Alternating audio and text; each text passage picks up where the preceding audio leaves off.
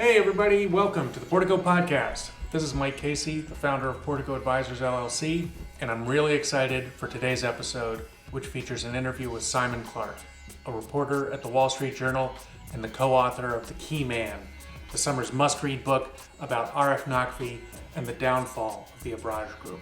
Most listeners will be familiar with the background of the Abraaj story, but if you're not, I'd recommend that you go back and listen to episode 8.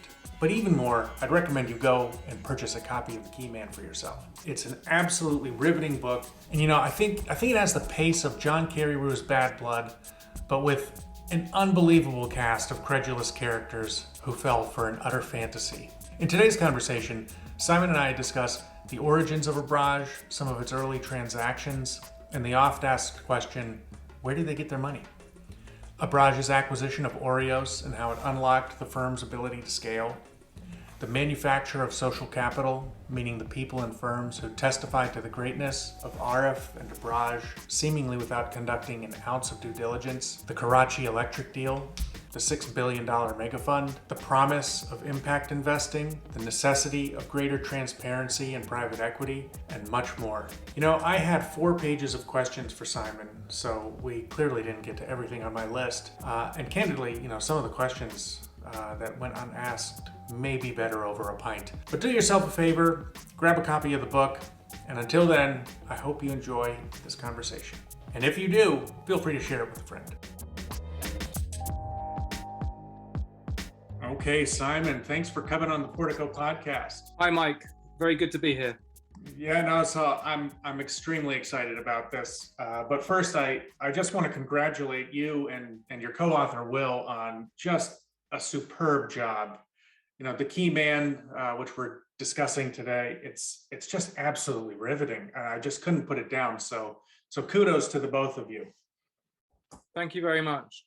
All right. So before we begin our discussion of The Key Man, which is the story of Arif Naqvi and the downfall of the Abraaj Group, maybe you could just sort of set the stage up front of, where is Arif Naqvi now and what is he up to? Sure. So Arif is currently living at his home in South Kensington in London, in England. He's on bail. His extradition to the United States has been ordered by the British government and the courts to stand trial in New York. Arif absolutely maintains that he's innocent of the US civil and criminal charges against him. He says he's innocent, and he doesn't want to be extradited to the United States, so he has asked to be allowed to appeal the extradition. And we're currently waiting to see whether the court in London would allow him to appeal the extradition request. Okay, excellent. All right, with that out of the way, and as that is prologue, now I got to ask, do you get tips like as juicy as the one that came into you when you first learned about some missing funds at the Abraaj Group very often, of private equity firms engaging in these activities? So, yes, I do get tips from people who I've never met before every now and then, and sometimes they turn out to be extraordinarily important, true stories. Sometimes they turn out to be dead ends and have little or no truth in them at all. So in the Abraaj saga, it started for me and my co-writer, Will Louch, in January 2018, when actually Will received an email from someone who we still don't know who sent the email, but the person said they were an employee of Abraaj. And the initial tip was that an Abraaj executive called Sev Vetivet Pillai was leaving the firm. So obviously that's, not a huge story in and of itself, but Will engaged in email communication with the person and unraveled a much more interesting tale, which was that there were major problems at Abraaj, including investors in Abraaj's $1 billion healthcare fund investigating whether their money had been misused. So this was the beginning of the Abraaj story for us.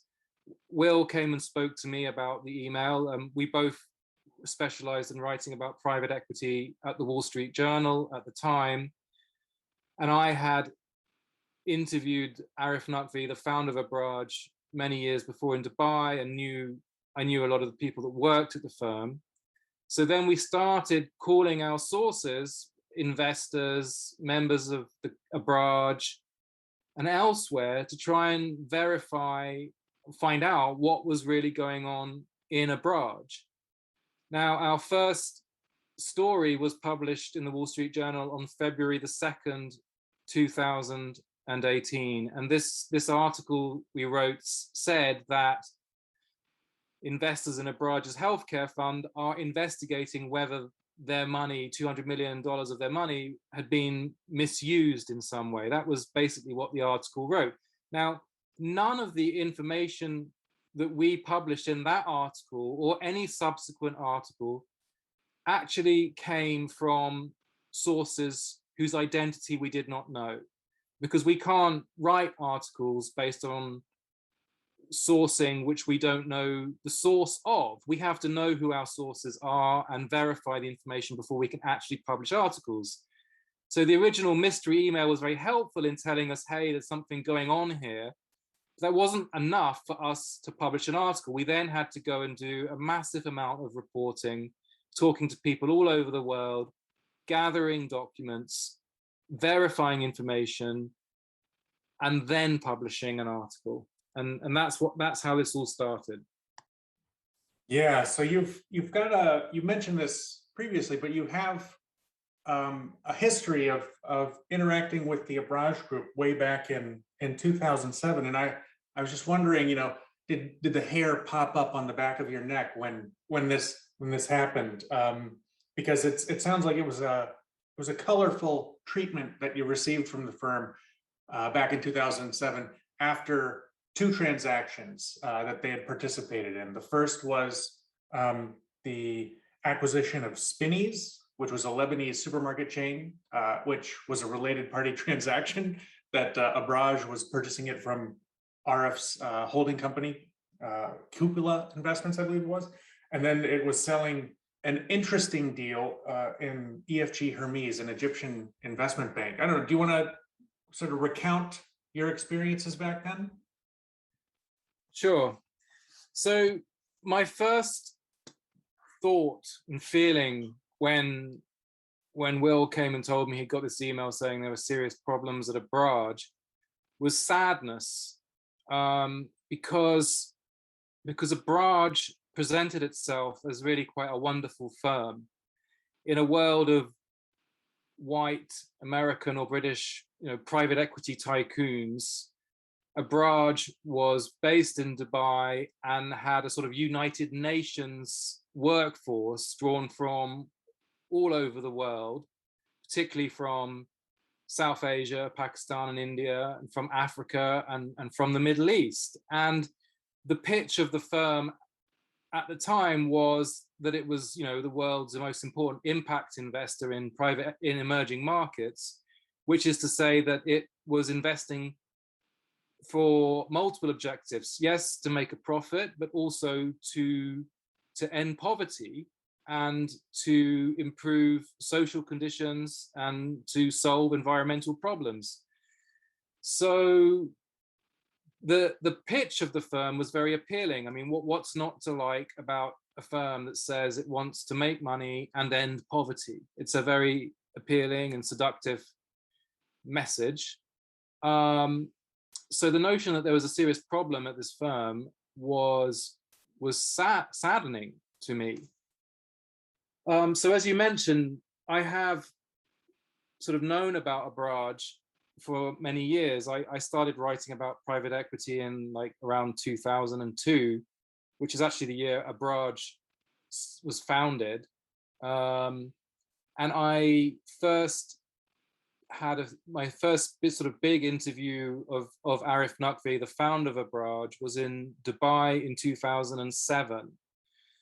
So for this meeting, I when I was writing a magazine feature about Dubai, this up and coming new city, this center of global finance in this fascinating, colorful part of the world, hot part of the world, the Middle East.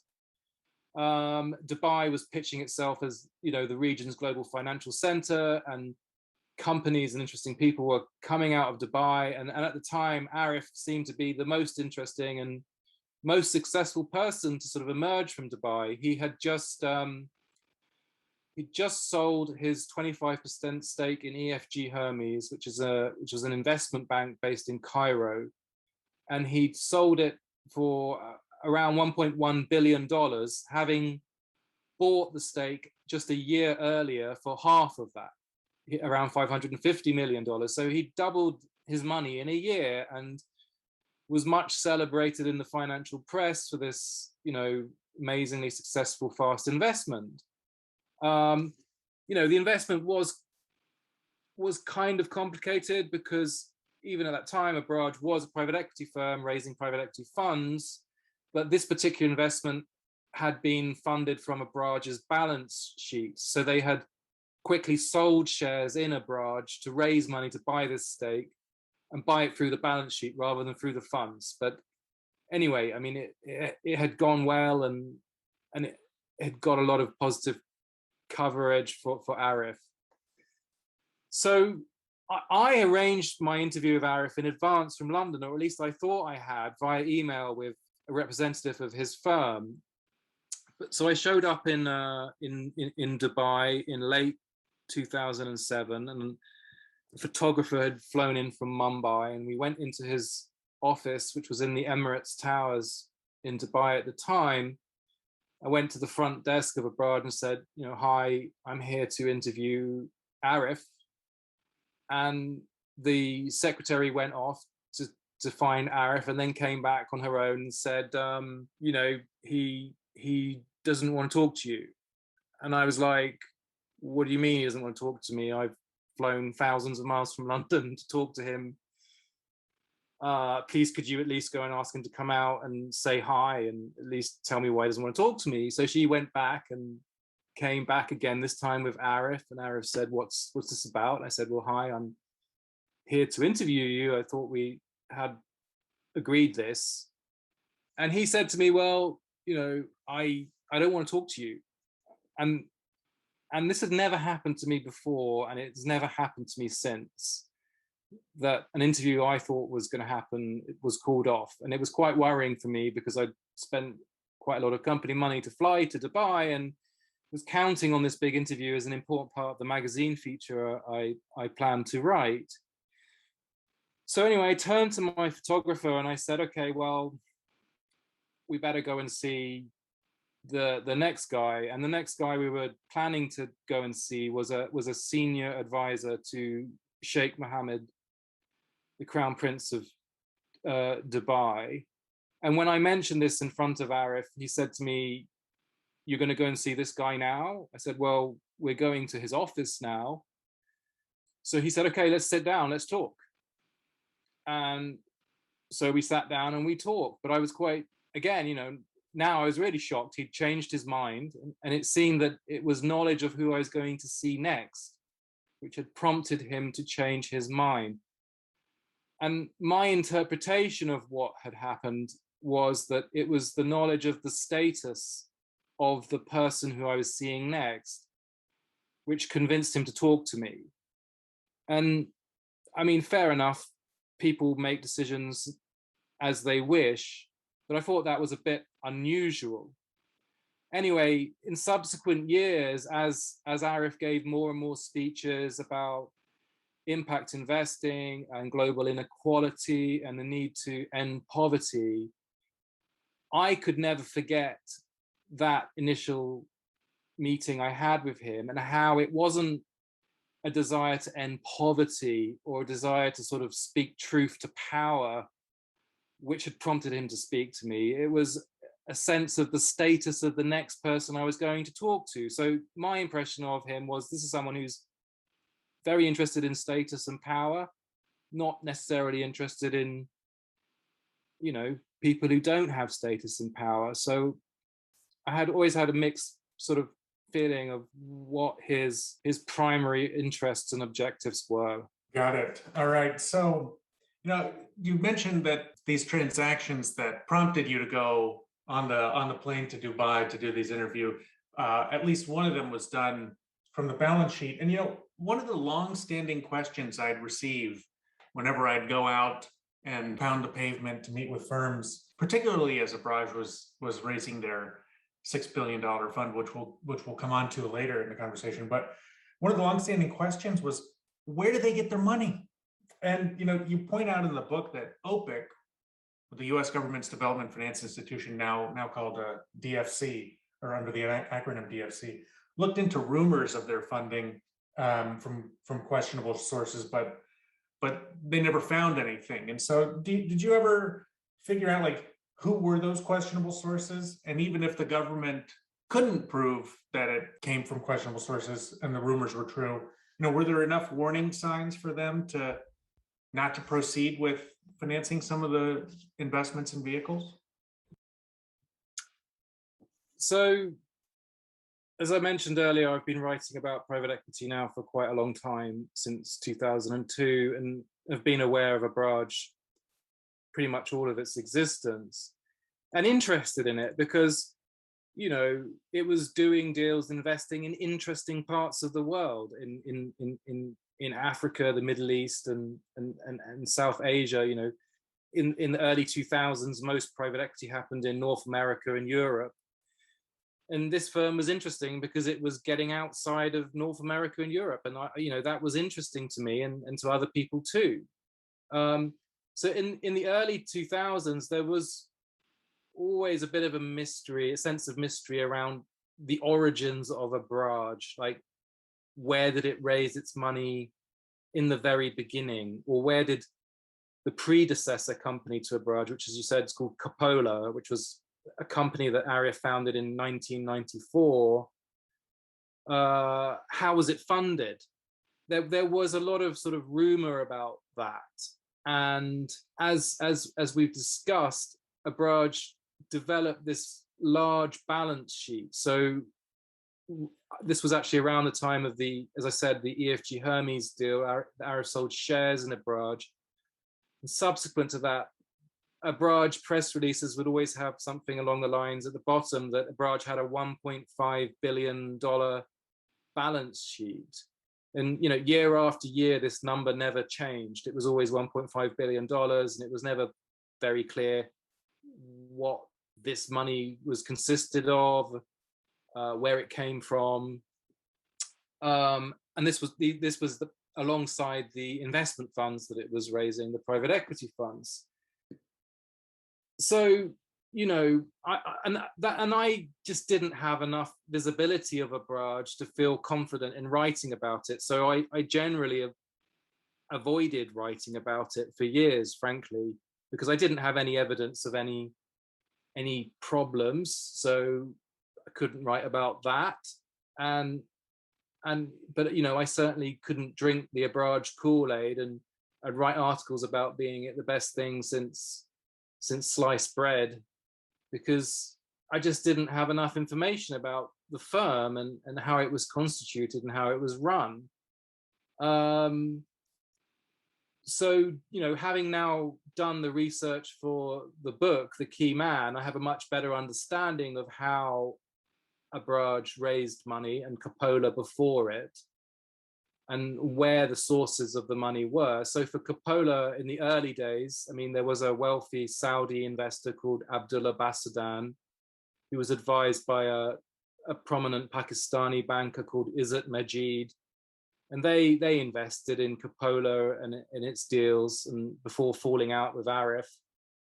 Then, when Abraaj was created, the firm raised money from wealthy merchants and sheikhs in the Middle East at the beginning. And later on, it started raising money from Western investors and Western governments, from the United States, the United Kingdom, and France. So really, the problems that our reporting identified were not so much the sources of where the money was coming from, but how Abraaj was managing or mismanaging that money. Okay, so shedding the past, and let's move on to like when Abraaj started to become global in scale. And the key unlock for Abraaj there was the acquisition of Aureos, which was a small cap private equity fund manager set up by the UK and Norwegian governments, if I'm not mistaken. And it was key because it enabled them to access these development finance institutions funding base that Aureos enjoyed. And you mentioned in the book that one of the funds that Aureos was managing was an African healthcare fund backed by the Gates Foundation, IFC, and others. And apparently, Seb Vedvetpillai, who was the head of Aureos at the time, had this idea of linking employees' compensation to the fund serving more people at the bottom of the pyramid, right? It's like serving like better health outcomes for poor people. And it sounds like there was a bit of a fly in the ointment in terms of the people on the private equity team saying that the PE returns weren't going to be there if indeed that was the model they were going to use. You know, what was the sense you got from the team when you were reporting on this? It sounds like there were some quotes that you got from the team members there. Yeah, you're absolutely right in your description of what happened. A key turning point for Abraaj was the 2012 acquisition of Aureos, which was an emerging markets private equity firm, which was based in London and which had grown out of the UK government's CDC fund. And Aureos had offices all over the world: Latin America, Africa, Southeast Asia, South Asia. And its investors were sort of a whole roster of Western government institutions, development finance institutions of the UK, US, Norway, Netherlands, Germany, and so on and so forth. So when Abraaj bought Aureos, they bought Aureos's investors and its relationships and its Rolodex too. And this opened up a whole world of Western government funding to Abraaj. Prior to that acquisition, development finance institutions were very wary of Abraaj. Abraaj had succeeded in raising funds from the United States government's OPIC, but I don't think any other DFIs had invested in Abraaj up to that point. So yes, as you say, one of the funds that Aureos managed was a $50 million approximately African healthcare fund, and the purpose of that fund was to invest in hospitals and clinics in Africa, which was supposed to serve, the poorest of the poor, and make a profit, which is a complicated concept for a lot of people to understand. How can you profitably provide services to people who haven't got any money? And this is an important point. But anyway, the fund was created, and the fund had a double bottom line. It was supposed to do two things. It was supposed to make money, and it was supposed to provide healthcare services to the very poor. And if it did both of those things, then the managers of the fund would get a bonus. So if it made money, they'd get X. And if they reached lots of poor people with the services, they'd get a bonus for that too. And one member of the team described this approach as quote unquote impact with balls. They thought it was a really tough ask to do this in some very poor countries. And the team at Aureos was not super enthusiastic about having to show that they were doing good as well as making money in order to get a bonus, but that was the terms. But as they worked on it, I think they started to realize maybe this is possible. So something new was beginning there. I like it. So this unlock, if you will, it helped the firm attain scale, and it also enabled them to sort of embrace wholeheartedly this impact mission, right? This, I don't want to say profit with purpose, but it was was the inherent impact that these investments could drive in these markets.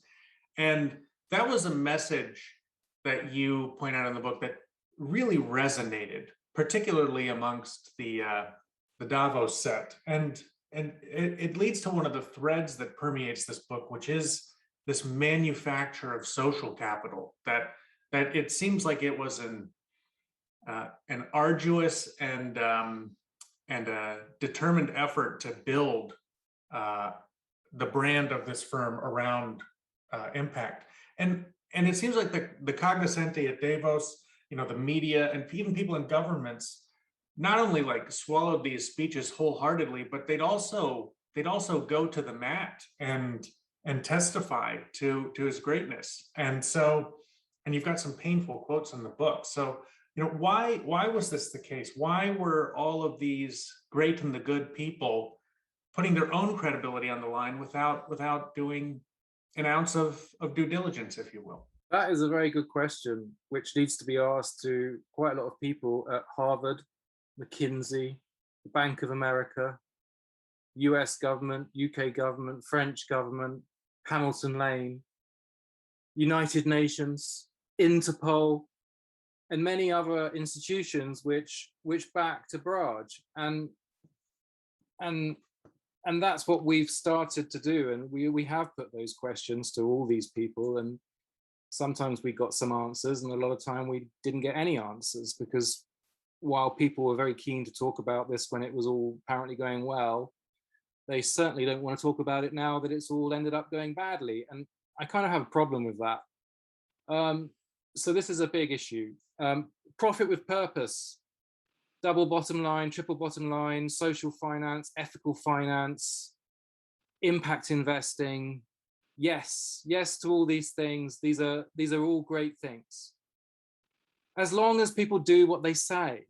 And this is where it gets complicated, because if you go out and you preach that you can do good and make money, and you end up doing neither, but you don't tell anyone that it's not working, then at best that becomes a PR stunt, and at worst that becomes fraud.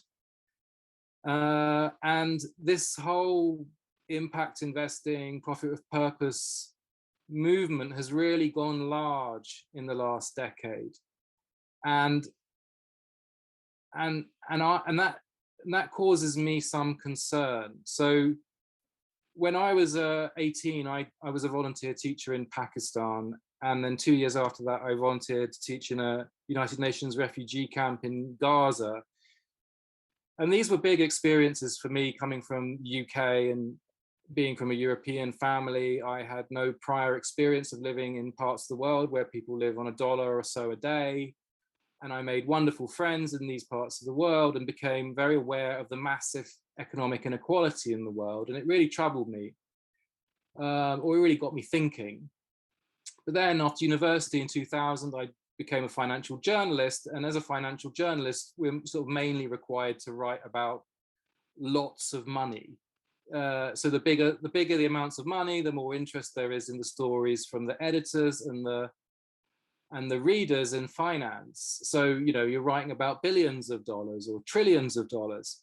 And at the beginning, I was, having had those experiences of living in places where people haven't got any money, I was sort of quite alarmed at the sort of mismatch between the two worlds that I had direct experience of, the world of developing economies and the world of finance. And there didn't seem to be any connectivity between these two worlds, which I thought was just that's the problem, because this is all part of the same world, but both of these areas, global finance and people living in developing countries, they don't seem to have a lot of understanding or any bridges between them to build understanding. So I was really interested in people and firms that would bridge that divide, or said they were going to bridge that divide. And that's what Abraaj said. Now, after the global financial crisis of 2008, a lot of people in finance sort of were starting to ask themselves some serious questions about inequality, are capital markets really working for everyone, or are they just working for the few? You know, the Occupy movements in the US and UK and elsewhere brought this issue very much to the fore. And this sort of spurred this whole impact investing movement, which was obviously much broader than Abraaj, but Abraaj was an early mover and adopter of it. And Arif was a very intelligent, very articulate speaker, and he became a great spokesman for this movement. Now, the book lays out what he said and what he did, and it lays it out because when we wrote the book, we started by writing a timeline. So Arif was a very prolific public speaker. So the first thing we laid down in this timeline of events year after year was Arif's public speeches, where he would be talking brilliantly about how you don't need to choose between making money or doing good. You can do them both. Basically, that was his message. And, you know, too many people live on $1 a day, and we can channel capital into poor countries and create jobs and provide services and make the world a better place for everyone and make returns for investors too. The trouble is that we also obtained, you know, emails and bank statements and documents from inside Abraaj, which showed that while those speeches were being given in public, the firm was doing very different things in private. So money was being siphoned from investor funds and used to pay salaries and expenses, and money was being siphoned out of Abraaj into Arif's private accounts in the Cayman Islands. You know, the Abraaj executives were earning very large salaries by global standards, you know, millions of dollars. 1 year alone, Arif was paid about $52 million.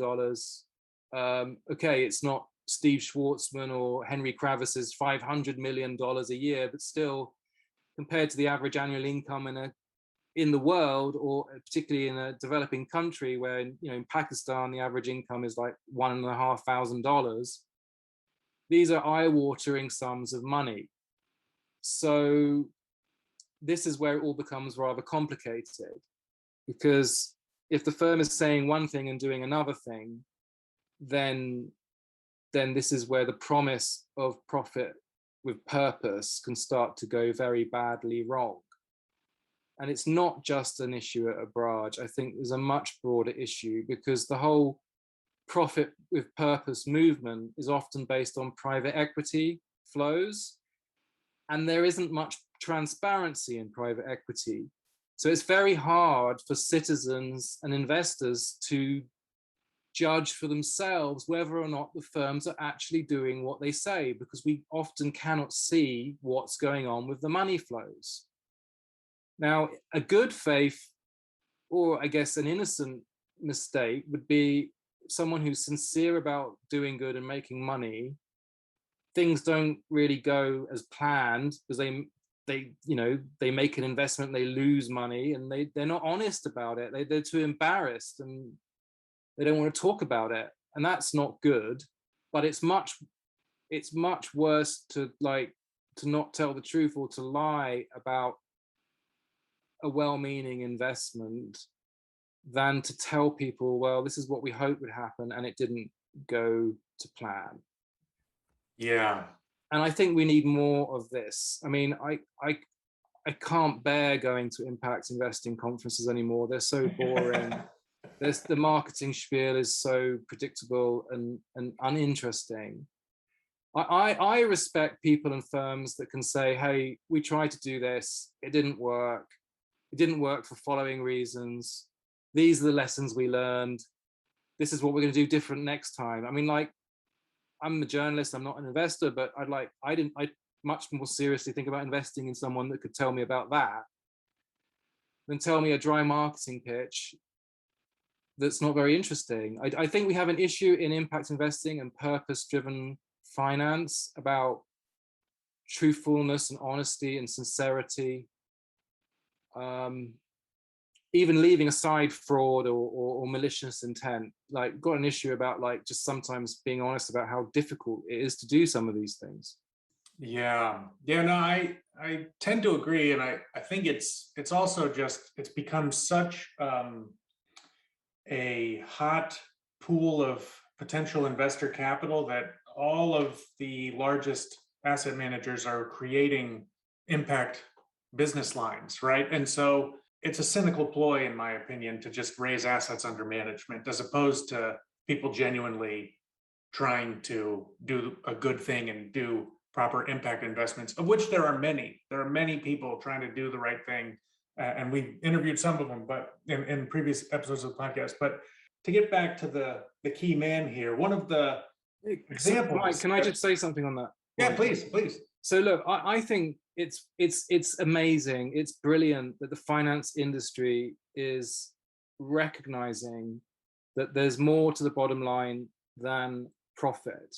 Yes, profit is absolutely necessary part of operating, but it's not sufficient.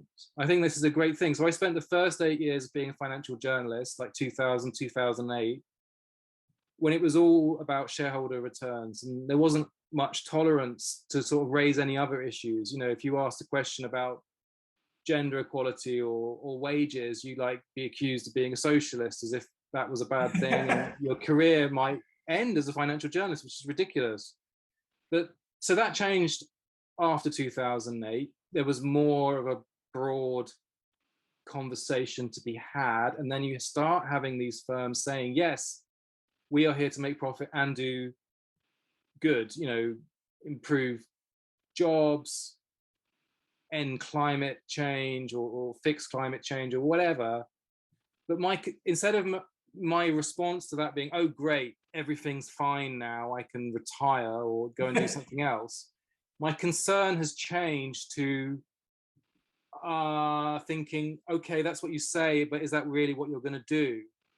So my thought as a journalist about this whole purpose-driven finance movement is, it's really great that you say you want to do that, but are you really doing it? And can you prove it to me? And I don't. To me, that's not an unreasonable question. Yeah. But sometimes when I ask that to private equity firms, they make me feel like I'm asking an unreasonable question, and I think that's unreasonable of them. Fair enough. No, I think you're right to pry and demand transparency. Okay, so on this theme of impact investing and profit with purpose, one of the landmark transactions that Abraaj often brought out was its deal with Karachi Electric in Pakistan. And this transaction seems to be the whole reason this thing unravels, particularly its inability to exit from the company. So I don't know, do you want to spend a little bit of like a minute or two sort of explaining what the deal was and like how it led to this cash crunch and whether it's tied to their $6 billion fund that they ended up going to market for? Sure. So in the book, we have an entire chapter which is called Karachi Electric, which discusses this transaction, and then we keep coming back to it. It's a very important investment that Abraaj made. In 2008, they bought control of Karachi Electric, which is a massive electricity utility providing power to the city of Karachi, which is a huge metropolis by the Arabian Sea, which is also the heart of the Pakistani economy. So tremendously important company in a tremendously important city. So we're going to talk about Karachi Electric, but one thing that needs to be understood is that the inability of Abraaj to sell Karachi Electric is not the reason that Abraaj failed. That is part of a narrative which Arif and people who are supportive of Arif want the world to believe, but I don't believe that is true, that narrative. So Karachi Electric was a very inefficient electricity utility with enormous problems. It had a huge workforce. A lot of people were not doing very much at all. electricity was being stolen from the company in the most ingenious ways. There was a practice in Karachi where people hook up their own homemade power cables onto the Karachi electric power lines to siphon off electricity. They would often die while doing this. It's obviously a very bad thing to do for their health. It's also a bad thing to do to the company's health. Whenever anyone tried to change the situation at Karachi Electric, it would often lead to civil unrest. So if people tried to reduce the workforce of Karachi Electric, then the unions would cause strikes. The supply of electricity was not constant, so there would be often long periods when there was no electricity, which in a city where temperatures can rise to up to towards 50 degrees Celsius in the summer is really dangerous, because there's no air conditioning, there's no power to hospitals. If Karachi Electric fails, then people die. Electricity is kind of taken for granted in the UK or the United States, but people who live in a city like Karachi are very aware that electricity can be the difference between life and death. So Abraaj was taking on a hugely challenging situation when it acquired Karachi Electric. And they made great progress. They made great progress in improving the performance of Karachi Electric and the supply of electricity initially. And there were very positive academic case studies written about Karachi Electric under Abraaj. And to a certain extent, those case studies were accurate. The problem is that whilst Abraaj did make improvements in the operations of Karachi Electric, there were deep underlying financial problems which they did not solve. Now, Pakistan has a problem called circular debt. Now, this is a problem where the municipal government of Karachi, the water company, owed a lot of money to Karachi Electric for unpaid electricity.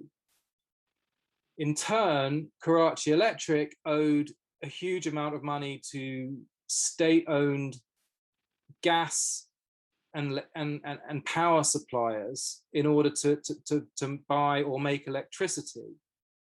And this is where the circular debt phenomenon comes from. A government owes Karachi Electric money, Karachi Electric owes the government money. In theory, it would be great if the government could come up with a solution, write off some of those debts and so on and so forth, but it never happened.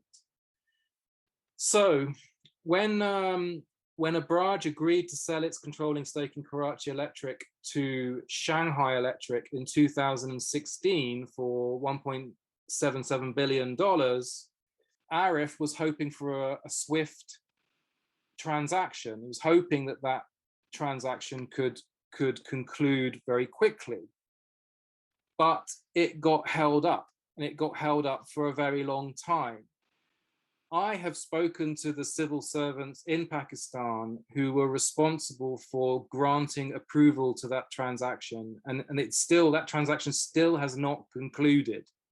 Getting on for 4.5 years later, almost 5 years later.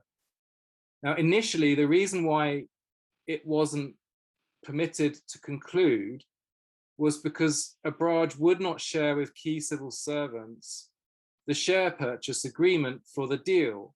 And the civil servants needed to see the share purchase agreement because that's what they had to approve. It's like, can we let this thing happen? Well, we need to see the share purchase agreement. If you don't show us the share purchase agreement, we can't make a decision on whether or not to allow this transaction to happen.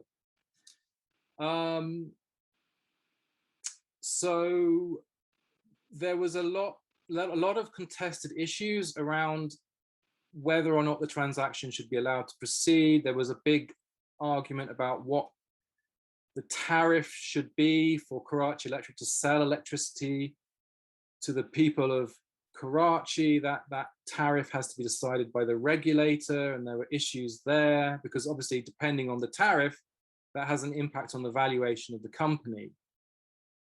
So anyway, the transaction did not conclude, and Arif has told many people that this was part of the reason why Abraaj failed. This isn't true. Now, a private equity firm is very different from a conglomerate. Conglomerates have one balance sheet, and a conglomerate can own many companies, but ultimately there's one central balance sheet. So if one part of that conglomerate goes bad in a bad way, it can bring down the entire conglomerate. That's not how private equity firms are supposed to operate. Private equity firms operate funds, and those funds invest in a portfolio of 5, 10, however many companies. If one of the companies that one of the funds invests in fails, it is not supposed to bring down the entire private equity firm. Right. So that's problem number one with this idea that the failure of the Karachi Electric sale is responsible for the failure of Abraaj.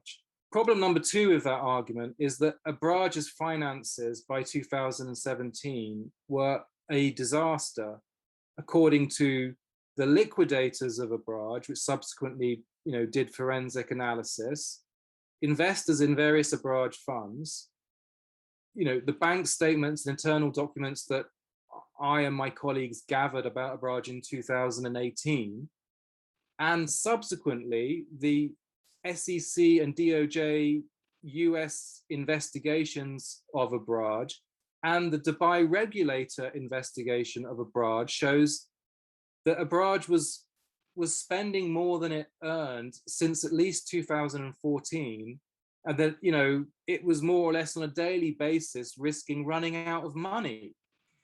And that financial disaster was not caused by Karachi Electric or the fail to sell Karachi Electric. That financial disaster at Abraaj was caused by the managers of Abraaj.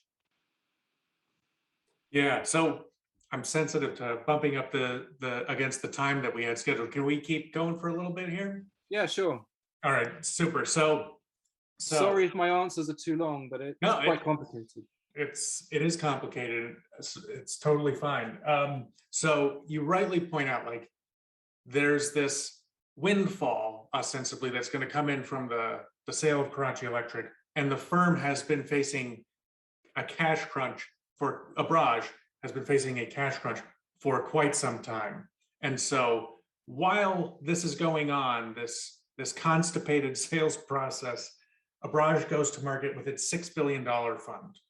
And I don't know about you, but when I saw that, alarm bells went off in my head, because it was way outside the scope of some of the biggest funds we'd ever seen in emerging markets. Like Capital Group had raised a $3 billion fund. So this is twice that size.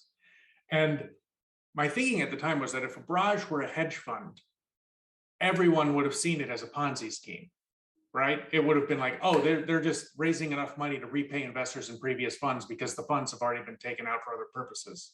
But that was not the sentiment that I found amongst people in the industry per se. People thought it was bold and brave. But were these two things related? Am I completely off base and seeing this as like the mad dash for cash? Point one. And then point two, who were these investors that went into this fund? And did they do any due diligence at all before writing these checks? So I think the first I heard about Abraaj's plan to raise $6 billion was a Bloomberg News article. I think it was written during Davos in early 2017. And when I saw it, I was like, wow, that's bold. That's a lot of money. But hey, I never really understood Abraaj, so whatever, good luck to them, and let's see if they raise it. I mean, private equity, money's flowing in. I certainly didn't think, because I wasn't following it and I certainly wasn't writing about it. I didn't think that means there's a problem. I didn't understand it. I sort of watched it from a distance. there is this whole movement in private equity of private equity firms. They want to raise bigger and bigger funds, and so it was a surprise to me, but I didn't think more than that, really. So if they had succeeded in selling Karachi Electric and bringing that money in and giving LPs back what they were due and bringing money back onto the balance sheet, because Abraaj said they invested money in Karachi Electric from their balance sheet, that wouldn't mean that they hadn't mismanaged their finances at those other funds. I mean, it might have enabled them to avoid being detected for having done that, but that doesn't mean they hadn't done it. Right. So that's point number one. So this is really an issue about, understanding forensically the movement of money at Abraaj. And there is a lot of evidence, primary evidence from multiple sources. It's now in the public domain about how money was mismanaged. Arif has said that money was not mismanaged, and ultimately the judge will decide. One of the 6 people that he was indicted with has already pleaded guilty in the United States, and the Dubai regulator said has fined them for mismanaging and money and deceiving investors. So there's all that to take into consideration. So the investors in the $6 billion fund were some of the biggest, most famous investors in the United States. Hamilton Lane, one of the most sophisticated private equity investors, was an investor and was recommending its clients to invest in the fund in a big way, including Washington State Investment Board, pension funds in Hawaii and Louisiana and Texas were promising money to Abraaj that belonged to teachers and judges and firefighters. Hundreds of millions of dollars were pledged, and they were pledged based on Abraaj's self-described track record, and people believing that track record, and people thinking, well, if this firm is going to invest, then surely everything must be fine. And they weren't really digging to find their own answers. I mean, this is why, as part of the US DOJ indictment, there's an alleged valuation fraud, which is alleging that Abraaj inflated the value of its investments by $500 million to make it look like its track record was better than it was. Why would a firm do that? Because then it makes it look like it's a much more appealing investment. That's why they might do that. Too many people did not ask enough questions about Abraaj. Investors, regulators, journalists, auditors. I mean, the auditors of Abraaj have got a lot of questions people want to ask them. That's KPMG. KPMG Lower Gulf, which is the unit in the UAE, is being sued in the UAE by Abraaj's audit, by its liquidators and by investors. So it wasn't just hard for outsiders like me to find out information. It was hard for people who really should have had that information to find out information, like investors. Yeah, I gotta say, to me, this is the story of the key man. And there are so many details that people need to scoop up copies of the book and read it themselves, and then give it away for presents, because it's a riveting read. But it's just an unvarnished view at how complacent all these industries are that put on these big shows of due diligence, rigor, analytical, powers that they use to assess managers, and all of this rigmarole they throw in to enhance their marketing and their purported value add. But it just seems like it's all just nonsense. And I say this as someone who works with, investors in private equity, with private equity firms. There's just a lot of, candidly, bullshit that gets passed on as as actual diligence and effort. And the book just does a masterful job of, revealing the emperor having no clothes in this industry. Yeah. So I've been a financial journalist for 21 years, and finance is fascinating. And I do genuinely believe and hope that finance can help build a better, fairer, greener world.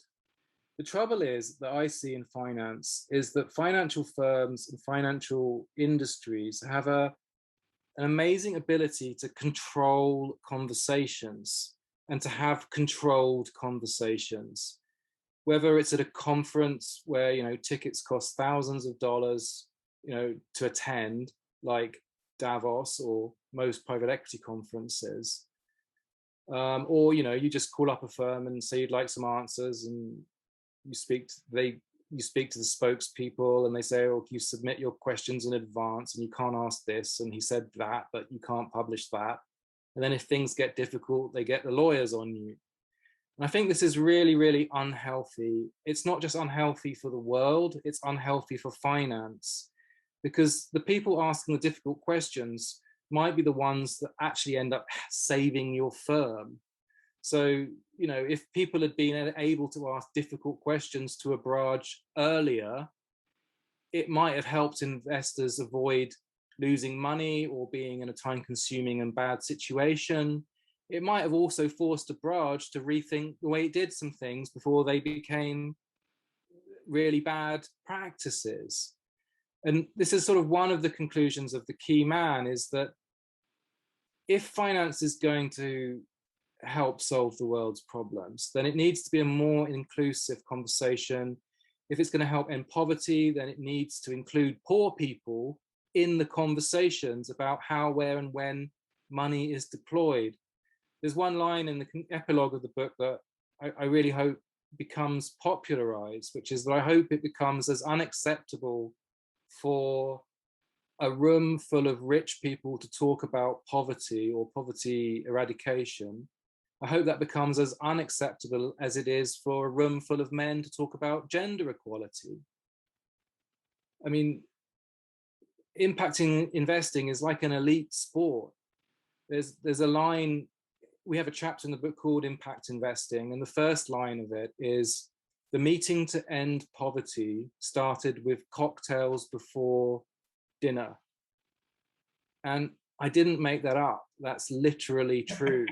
And if people want to know where that happened, the sources are in the book. It's great that wealthy people want to be interested in ending poverty, but they have to include poor people in the conversation. Otherwise, it's probably not going to end up not working. And I know that I, as a British journalist, can't be the change I want to see, because I'm not living on $1 a day, but I can at least point people in the direction and hopefully help facilitate that conversation, so that it makes a better world and makes financial firms run in a better and, yes, also a profitable and sustainable way. Love it. All right, so two quick questions to wrap up. The first would be, what's the most memorable moment from your reporting of the book? And the second is, just generally, what's the reaction been to the book? Has it met your expectations, or are there any sort of surprises that came about after it's been released? Well, I can't think of one memorable moment in the book, but the thing that really, really heartens me, that makes me glad about this job, is, which is a difficult job, is having earned the trust of so many people who provided the information that made this book possible. People in difficult situations who were afraid if their identity was revealed, but really wanted the story to be understood. To earn the trust of people like that and to be true to them is a privilege. It's difficult, and it's something I take very seriously as a responsibility. So that's very heartening. In terms of response to the book, I mean, it's been good. We've had some great reviews from The Economist, The Guardian, Sunday Times. and Reuters, and the Dawn in Pakistan, and Business Standard in India, and the National in UAE, and Private Equity International, and other places, and had some great heartening feedback from readers who found it valuable, including you, Mike. I mean, the one piece of feedback I love most, in a way, is a guy in Paris who said, I missed my train stop on the metro because I was so engrossed in reading your book. I quite like that one. There's something a bit Hemingway-esque about it, maybe because he's in Paris. I would like to get the feeling that more people in America are reading it than might be reading it at the moment. I would love if some more US media outlets read it and maybe wrote about it. This is a book that exposes some difficult moments for some powerful people. I don't think that any of the people are bad. I don't wish ill to anyone, including the key man. I think he's a complex individual in a difficult situation who, in my opinion, has made some pretty big mistakes. I just hope we can all learn from this and keep going. This isn't about saying one way of doing business is wrong. It's about saying these things can go wrong, and so we need to learn from them and do them better. Hear, hear. Well, Simon, this has been awesome. Thanks again for coming on to the show. Everyone needs to go out and buy this book. If anybody wants to keep tabs on you, you're at the Wall Street Journal. I don't know if you have a website where they can go, but really appreciate it. And if you have any closing thoughts, more than happy to hear them. Thank you very much for your time and your great questions. Yes, I'm a staff reporter at the Wall Street Journal in London. I'm on Twitter and I'm on LinkedIn, and I'm very happy to participate in a conversation. I'm very keen to listen to what people have to say about the book. Awesome. Well, thanks again, Simon. Thank you, Mike. Take care. Hey, everyone. This is Mike again. Thank you for listening. I hope you found the conversation edifying, and if you have any feedback, good or bad, please send me an email at mike@porticoadvisors.com. If you like this episode, please share it with a friend, colleague, or your connections on social media. Or, if you feel like it, leave us a review on your podcast player of choice. If you're keen to learn more about private markets developments across the emerging markets, then go ahead and smash the subscribe button, and please visit our website, porticoadvisors.com. That's porticoadvisers.com, where you can peruse through our research and newsletter archives and sign up for our monthly-ish newsletter. Ciao for now.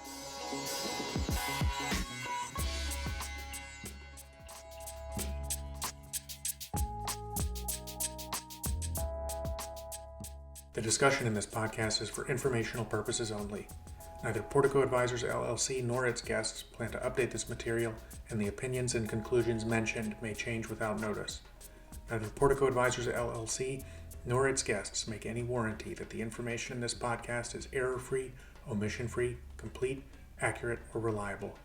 Nothing contained in this podcast should be construed as legal, tax, securities, or investment advice.